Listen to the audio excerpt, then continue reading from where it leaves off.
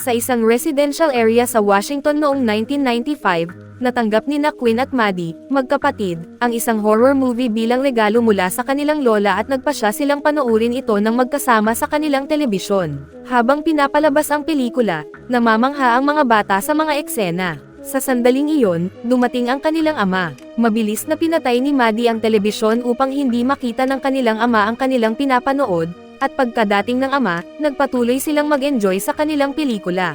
Kinabukasan, nagbigay ang magkapatid ng presentasyon sa kanilang school science fair kung saan nanalo sila ng first prize matapos may pakitang makabuo sila ng isang magnetic device. 25 taon ang lumipas sa Houston, Texas, nagsimulang makakita ang mga empleyado sa isang control room sa isang espesyal na istasyon ng ilang babalang senyales sa atmosfera at nag-alala sa nangyayari. Hindi naglaon, napansin ng isa sa mga empleyado ng pasilidad na tila may papalapit na bagay sa spacecraft na nasa orbit, at sinubukan nilang magpadala ng alerto ngunit walang natanggap na tugon.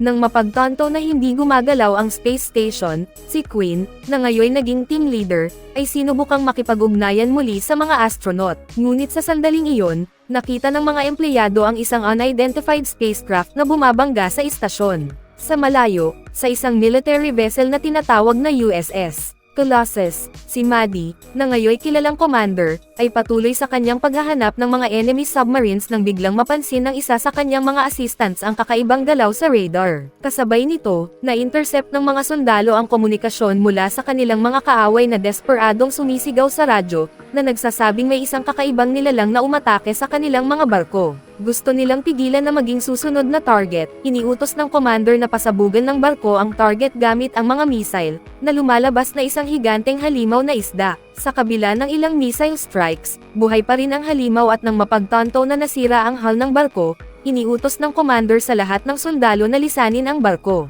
Tumakbo ang babae palabas kasama ang kanyang assistant habang patuloy na winawasak ng colossal na isda ang lahat gamit ang kanyang mga kagat. Galit sa atake sa kanyang barko, iniutos ng commander sa kanyang assistant na tumakas at pagkatapos ay tumakbo siya sa isa sa mga armas at binaril ang nilalang. Samantala, tumakbo si Quinn sa Pentagon upang abisuhan ang kanyang ama, na nagtatrabaho bilang Secretary of Defense ng bansa, at tinanong ng lalaki ang kanyang anak tungkol sa unidentified flying object. Sinasabi na imposible para ito ay biglang lumitaw. Sa kabila nito, sinabi ng babae na hindi pa niya natutukoy kung saan nanggaling ang spacecraft at isinasagawa niya ang mga kinakailangang investigasyon upang makabuo ng conclusion. Ilang oras ang lumipas, nakipagkita si Quinn kay Jerry, ang kanyang coworker, na nagbunyag na nakatuklas siya ng bagong impormasyon mula sa ilang kasamahan sa NASA. Ipinaliwanag ng lalaki na may pangalawang unidentified flying object na pumasok sa atmosfera ngunit hindi na-detect ng radar dahil sa maliit nitong sukat. Dagdag pa ni Jerry, ang pangalawang object na ito ay marahil ang responsable sa banggaan sa space station. Sa sandaling iyon, napansin ng dalawa na may lumalaganap na panik sa mga kalye ng lungsod.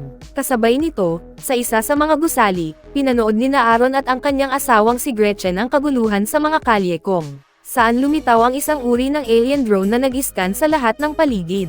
Ilang segundo lang, lumitaw ang mga higanteng mutant na hayop at umatake sa mga tao. Habang winawasak ng isang colossal na buwaya ang lahat sa lupa, inaatake naman ng isang napakalaking puting pating ang mga military ships, dahilan upang simulan ng lungsod ang evacuation procedure. Mabilis na tumakbo sina Quinn at Jerry upang makipagkita kay Thomas, na natanggap ang balita na ang kasalukuyang presidente ay biglang nawala sa gitna ng pagkawasak. Ayon sa mga patakaran ng bansa, sa ganitong sitwasyon, ang Secretary of Defense ang itinalaga bilang acting president, at bago sila maapektuhan ng mga nilalang, tumakbo si Thomas patungo sa kanyang helicopter. Sa kalagitnaan ng daan, nagtagpo siya kina Quinn at Jerry, at mabilis na sumakay ang grupo sa eroplano. Habang naglalakbay, ikinwento ni Thomas sa kanyang anak na babae ang nangyari sa USS Colossus at ipinaliwanag na si Maddie ay nawawala dahil tuluyang lumubog ang barko. Nabigla si Quinn sa balita at ayaw paniwalaan ito, sinasabi na tiyak na may kinaroroonan si Maddie at gumagaling mula sa engkwentro dahil masyado siyang matigas ang ulo at kontrolado para hayaang ma-eliminate sa ganitong sitwasyon. Ngunit pinutol ni Thomas ang kanyang salita, iniutos na kumilos ng may respeto dahil wala pa silang balita tungkol sa kinaroroonan ng kanyang kapatid. Pagkatapos, ipinaliwanag ng Admiral na dapat nilang gawin ang oath ngayon, dahil sina Jerry at Quinn ay magsisilbing saksi sa kanyang pangako. Itinaas ni Thomas ang kanyang kamay at nangako na pamahalaan ang United States of America ng patas. Sandali lamang pagkatapos, napansin ni Quinn ang alien drone na lumilipad sa rehiyon, at ilang segundo pa lang ay dumating ang isang grupo ng helicopters upang pabagsakin ang spacecraft. Ang problema, tila walang epekto ang mga missiles, at sa sandaling iyon, lumitaw ang isang higanteng destructive robot, na tinatamaan ang eroplano sa bawat putok. Dahil sa kaguluhan sa himpapawid, nawalan ng kontrol ang Pentagon helicopter at sumigaw si Jerry sa lahat na maghanda sa impact. Makalipas ang ilang sandali, naglalakad ang grupo sa kagubatan matapos nilang makaligtas sa aksidente, maliban kay Jerry na namatay sa mismong impact. Sa sandaling iyon, lumitaw ang isa pang higanteng combat robot sa bukas na parang at madaling natalo ang kalabang makina, gamit ang bumagsak na helicopter upang hampasin ang ulo nito. Nang ma-neutralize ang banta, lumapit si Quinn sa higanteng robot, at doon nabunyag na ang piloto ng makina ay walang iba kundi si Maddie, na nakaligtas sa pag-atake sa military ship. Ngayong muli na silang nagkita, nagtungo ang grupo sa Mount Weather Military Base, kung saan iniutos ni Thomas kina Lucy at Greg, ang mga pinuno ng Secret Service, na maghanda upang tanggapin ang mga civilian refugees sa pasilidad. Samantala, sa lungsod ng Tokyo, patuloy na tumatakbo ang tren gaya ng karaniwan, ngunit bigla na lamang nakatagpo ang mga pasahero ng isang higanteng ahas na gumagapang sa loob ng tunnel. Sa gitna ng kaguluhan sa buong planeta, nagtatago sina Aaron at ang kanyang asawa na si Gretchen sa loob ng isang sasakyan sa gitna ng kagubatan upang hindi sila madamay sa pagkawasak ng mga urban na lugar. Habang naghihintay silang maging mas ligtas ang lahat, nagsimulang pag-isipan ng lalaki ang mga nilalang na lumitaw hanggang ngayon at napagtanto niya na lumilitaw ang mga halimaw sa isang tiyak na pagkakasunod-sunod, na parang katulad ng mga apocalypse movies na dati niyang pinapanood.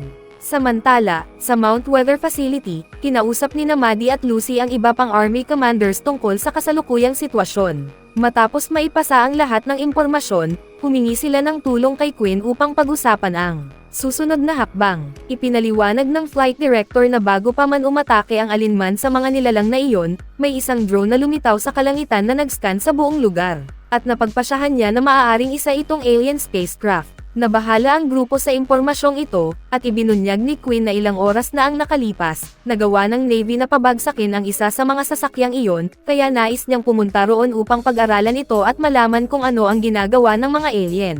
Ngunit tinanggihan ni Thomas ang planong ito at ipinaliwanag na hindi nila dapat ilagay ang kanilang sarili sa ganitong panganib dahil maaari na lamang silang magpadala ng search team sa lugar kung saan bumagsak ang drone. Pagkatapos nito, umalis si Thomas sa silid kasama ang Admiral, at dahil sa magulo nilang nakaraan sa isa't isa, nagsimulang magtalo sina Quinn at Maddie. Sa gitna ng kanilang pagtatalo, naalala ng dalawang babae ang pelikulang pinanood nila noong bata pa sila. At tulad ni Aaron, napagtanto nila na ang mga halimaw ay sumusunod sa isang uri ng nakasulat na pagkakasunod-sunod ng mga pangyayari. Bukod pa rito, nakita ni Maddie ang eksaktong mga pelikula na nagtatampok ng parehong higanteng isda na umatake sa kanilang barko, at napagtanto ng magkapatid na may mas malaki pang dahilan sa likod ng apocalypse na ito. Sa isang lugar na medyo malayo sa atmosfera ng Earth, isang napakalaking alien ship ang nagmamasid sa sitwasyon sa planeta. Tinawag ang commander ng kanyang pinuno na kilala bilang Superior. Pagdating niya sa silid ng kanyang master,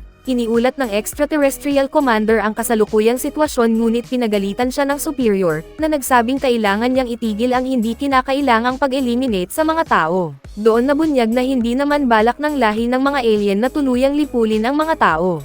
Sa halip, nais nila itong baguhin at gawing isang bagong species na may mas makapangyarihang bersyon na maaari nilang kontrolin. Matapos niyang muling maalala ang tunay na layunin ng kanyang misyon, bumalik ang commander sa control room kung saan inihanda niya ang kanyang susunod na mga hakbang sa planetang balak nilang sakupin.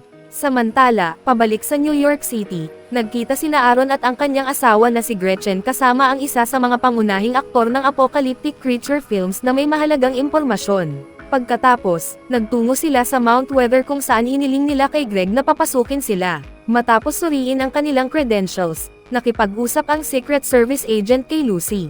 At nang mapagtanto nilang may mahalagang impormasyon ang tatlo, nagpasya silang papasukin ang lahat upang magtipon at pag-usapan kung ano ang dapat gawin. Sa gitna ng diskusyon tungkol sa pag-atake ng mga nilalang, sinabi ng Admiral na kailangan nilang alamin kung sino ang nasa likod ng lahat ng ito. Ngunit bago iyon, kailangan muna nilang makahanap ng paraan upang harapin ang higanteng pating. Sa sandaling iyon, nagmungkahi ang aktor ng bagong estratehiya upang harapin ang halimaw, at nagpa siya ang mga ahente na magpadala ng helicopter na may nakasabit na baboy upang magsilbing pain. Dahil dito, napalapit ang mga mutant na nilalang sa isa't isa, at dahil sa kanilang agresibong ugali, nagsimula silang mag-atakehan ng matindi. Hindi naglaon, lumapag ang alien ship sa karagatan at nagalit ang mga extraterrestrial nang makita nilang nagagawa ng mga tao na ipagtanggol ang kanilang sarili laban sa mga halimaw. Nang makatanggap ng alerto na ang higanteng spacecraft ay nasa karagatan, agad na kumilos ang mga Secret Service agents upang protektahan ang presidente. Sinasabing kailangan nila siyang dalhin kaagad sa isang security bunker. Ngunit pagpasok nila sa lugar, napansin ng mga ahente na nawawala sina Quinn at Maddie, kaya iniutos ni Thomas sa kanyang mga tauhan na hanapin sila sa lalong madaling panahon. Sa meeting room, nakipag-usap ang magkapatid sa Admiral kasama sina Aaron at Gretchen, at nagbigay sila ng teorya na maaari nilang gamitin muli ang estratehiya ni Maddie at kontrolin ang isa sa mga higanteng robot upang harapin ang mga nilalang. Habang pinag-uusapan nila kung paano nila ito magagawa, nagtaka ang grupo kung bakit napakabilis mabulok ng mga nilalang. Bukod pa rito, napansin din nila na ang mga higanteng robot ay may mga bahagi na madaling matanggal sa kanilang istruktura. Sa puntong iyon, sinabi ni Aaron na para malaman ng mga alien ang lahat ng mga nilalang na ito, malamang na nanonood sila ng mga pelikula at gumagawa ng mga halimaw mula sa kanilang mga drone. Dahil nasa itaas sila ng atmosfera, mahina ang signal kaya ang mga halimaw at mga makina ay nalilikha na may maraming depekto. At napagpasyahan ng grupo na kung mapapahusay at makokontrol nila ang isa sa mga robot na ito, magkakaroon sila ng malaking pagkakataong manalo. Pagkarinig nito, nakaisip sina Quinn at Maddie ng ideya na gumamit ng electromagnets, dahil makakatulong ito upang manatiling nakakabit at matibay ang mga bahagi ng higanteng robot para maging sapat ang lakas nito sa labanan. Dahil dito, nagtungo ang team sa Mount Weather Facility kung saan sumama si Quinn kay Greg upang hulihin ang drone habang si Maddie ay nakipagkita sa iba pang miyembro ng grupo upang isagawa ang susunod na yugto ng plano. Sa kabila ng matinding pag-aalala ni Thomas para sa kanyang mga anak, nagpasya siyang payagan silang ipagpatuloy ang kanilang plano dahil sinabi ng Admiral na hindi sapat ang mga karaniwang armas ng Navy upang harapin ang mga banta. Sa gitna ng kagubatan, nakita ni Greg ang alien ship na nasa harap mismo nila at agad niyang iniutos sa lahat na yumuko. Ngunit bago pa nila mahuli ang spacecraft, pinakawalan ang drone kaya nagpasya silang umatras upang maiwasan ang biglaang komprontasyon. Tumanggi si Quinn na umalis at naghintay siya hanggang makaalis ang lahat upang palihim na makapasok sa spacecraft.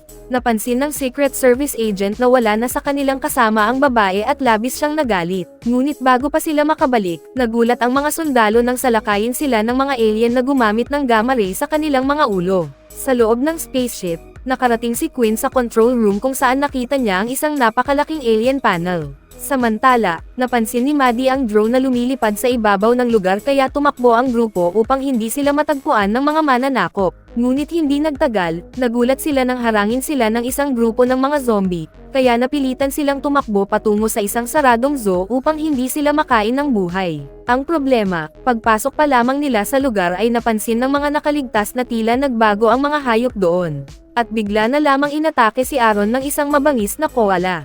Mabilis na hinampas ni Maddie ang hayop gamit ang isang piraso ng kahoy, ngunit huli na ang lahat, at napatay si Aaron dahil sa mabangis na pag-atake ng koala. Sumigaw si Maddie kay Gretchen na sumama sa kanila dahil hindi nila maaaring hayaang masayang ang sakripisyo nito. Samantala, bumalik ang dalawang alien sa higanteng spaceship at nanatiling nakatago si Quinn habang lumipat sa ibang lugar ang mga nilalang. Sa Mount Weather Base, dumating si Greg kasama ang kanyang mga sundalo, ngunit ngayon ay kontrolado na sila ng mga alien. Isinagawa nila ang parehong pag-atake laban sa iba pang mga ahente, na naglagay sa panganib sa lahat ng miyembro ng pasilidad. Iniutos ng kontroladong ahente sa kanyang mga tauhan na pumunta sa lugar kung saan nagtatago ang mga sibilyan upang magkaroon sila ng mas marami pang sundalong makokontrol, at sinabi niyang kailangan nilang hanapin ang presidente.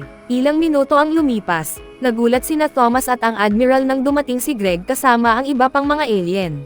Ngunit bago pa sila mahuli, nailigtas ang mga lalaki ni Sharp, isa sa mga sundalong kasama ng squad. Nang mapatay sa putok ng baril ang mga kontroladong individual, nagbago ang kanilang anyo at naging mga nakakatakot na alien. Ipinaliwanag ng sundalo na bukod sa kakayahan nilang magbago ng anyo, kaya rin nilang kontrolin ang mga kilos ng kanilang mga target. Ibinunyag ni Sharp na balak ng mga alien na kontrolin ang presidente upang manipulahin ang lahat ng mamamayan ng bansa. Nalito ang admiral at tinanong kung paano siya nakaligtas.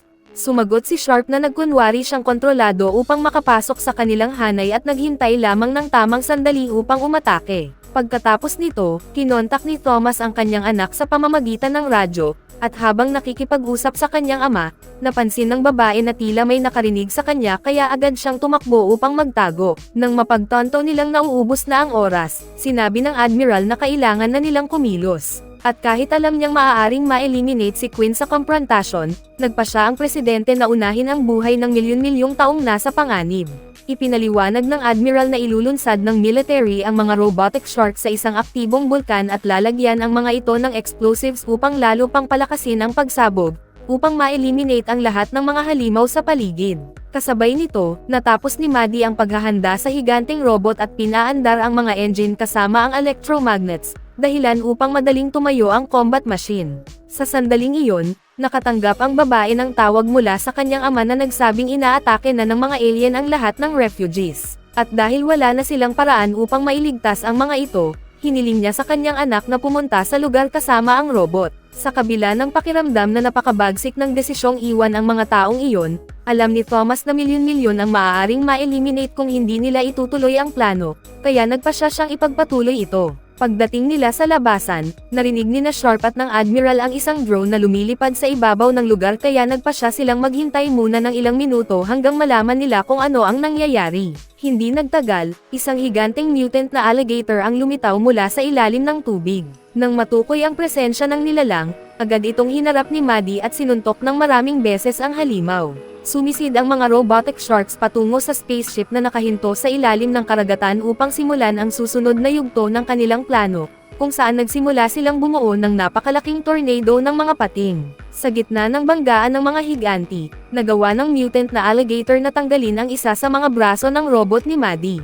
Dahil sa galit, sumugod ang babae sa halimaw hanggang sa tuluyan itong bumagsak sa lupa at matalo. Sa pasilidad naman, napagtanto ni Thomas na hindi nakakayanin ng mga pinto na pigilan ang lahat ng mga kontroladong tao, kaya naman hinarap ng presidente ang mga kontroladong tao kasama sina Sharp at ang Admiral, na gumamit ng kanyang pistol upang subukang pigilan ang mga ito. Ngunit tila walang epekto ang mga putok, at kalaunan ay nahuli rin ng manipulative gamma rays ang Admiral kasama si Thomas. Samantala, nagsimulang manginig ang lugar sa paligid ng alien spacecraft dahil sa aktibidad ng bulkan. Dahil dito, naguluhan ang piloto at pumunta siya upang alamin kung ano ang nangyayari. Sinamantala ni Queen ang pagkakataon at tumakbo patungo sa control panel upang subukang patakbuhin ito, habang sinusubukan naman ni Maddie na makipag-ugnayan sa kanilang ama sa pamamagitan ng radyo, sinasabing hindi na gumagana ang higanteng robot. Mabilis na nagawa ni Queen na paangatin ang spacecraft patungo sa ibabaw. Sa sandaling iyon,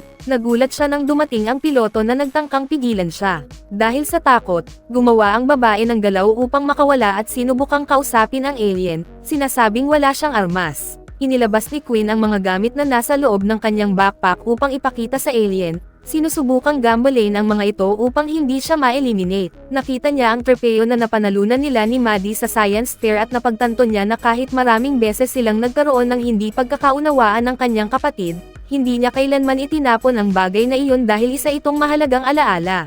Habang iniisip niya iyon, nahulog ni Queen ang trofeo sa sahig at ang tunog ng metal na tumama sa sahig ay labis na ikinatakot ng alien, dahilan upang yumuko ito. Sinamantala ng babae ang pagkagambala at tumakbo upang manipulahin ang panel, ngunit agad siyang hinawakan ng mga alien na nagtangkang kontrolin siya gamit ang kanilang pag-atake. Gayunpaman, hindi pumayag si Queen na mangyari iyon at muli niyang ibinagsak ang trofeo, na nagpatigil sa dalawa ng sapat na oras upang mapakawalan niya ang mga drone at makatakas mula sa command room.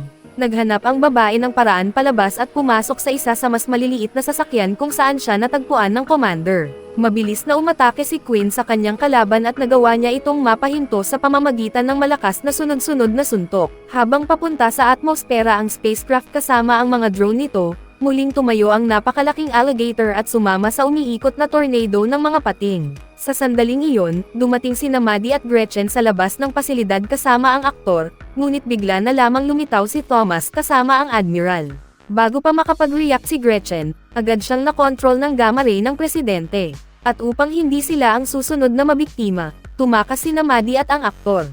Habang pinapalipad ni Quinn ang alien ship, nakarating siya sa lugar kung saan naroon ang tornado ng mga pating. At nang mapansin niyang nagsisimula ng makawala ang mga hayop mula sa gitna ng bagyo, nagpasya siyang isakripisyo ang sarili upang harapin ang napakalaking sakonang iyon. Nagkawatak-watak ang higanteng tornado at naging isang napakalaking alon ng pagkawasak. At dahil sa pagsisikap ni Quinn, na nagawang dalhin ang mothership papunta sa atmosfera, naitulak palabas ng planeta ang mga nilalang at nahigop sila papasok sa isang uri ng dimensional portal. Pagkatapos ng labanan, tumakbo si Maddie patungo sa isang lugar na puno ng mga sirang bahagi ng spacecraft. Matapos matiyak na maayos ang kalagayan ng kanyang kapatid, sinabi ni Maddie kay Quinn ang nangyari kay Thomas at sinubukan siyang aliwin, sinasabing ginawa iyon ng kanilang ama upang mailigtas ang lahat ng sibilyan, kaya kumilos siya bilang isang tunay na bayani. Ngayong na-neutralize na ang banta ng mga alien at ligtas na muli ang mga naninirahan sa planetang Earth, tumayo ang magkapatid upang umalis sa lugar na iyon, alam nilang mula ngayon ay nasa kanila na ang responsibilidad na ipagpatuloy ang pamana ng kanilang ama at tulungan ang sangkatauhan na muling buuin ang kanilang tahanan. Ano sa tingin ninyo tungkol sa pelikulang ito? Iwan ninyo ang inyong sagot sa comment section sa ibaba. Bago tayo magtapos ay isa-shoutout muna natin si Tiffany Avellino, Dennis Bolms, Dark Miro, Carmela Fesarit, Rafi Desen, Riza Zen Gonzalez, Angela Gale from Davao City, Yace TV from Malabon City, Jerzen Egmilan from Sayagao Island, John G. Joseph Lee from Calamba, Laguna, Jesny Vergara from POV Corpus Masbate City, Rachel Olivar Love Lawrence Santiago from Maligay, Pasay City, at Riquela Manalo from Tondo, Manila, Masikap Street. Mag-subscribe na kung hindi ka pa nakasubscribe, pindutin na rin ang notification bell at like button para sa marami pang movie recap katulad nito, at mag-iwan ng comment down below. And as always, thank you for watching.